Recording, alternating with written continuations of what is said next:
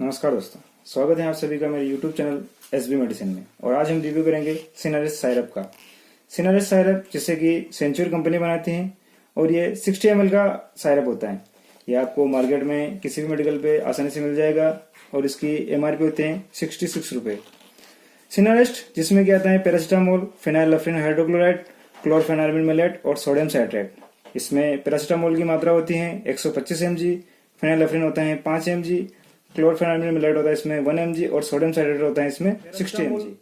बुखार को कम करता है, ये एनाल्जेसिक यानी दर्द निवारक होता है।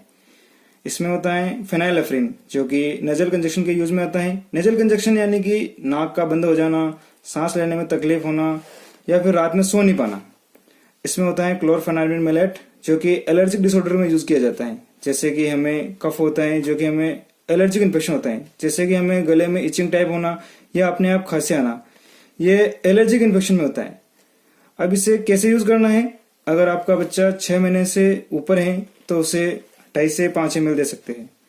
8 महीने से ऊपर का हो गया है तो उसे 5 ml से ज्यादा दे सकते हैं।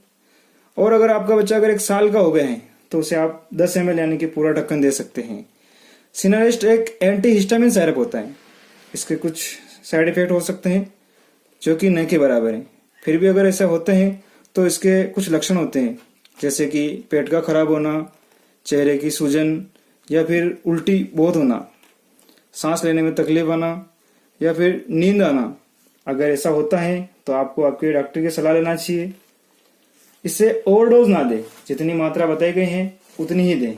अगर आपको मेरा द्वारा दी गई जानकारी अच्छी लगी है तो इस वीडियो को लाइक करें, कमेंट करें, शेयर करें और इस चैनल पर नए हो तो चैनल को सब्सक्राइब करें और बेल आइकन को दबाएं।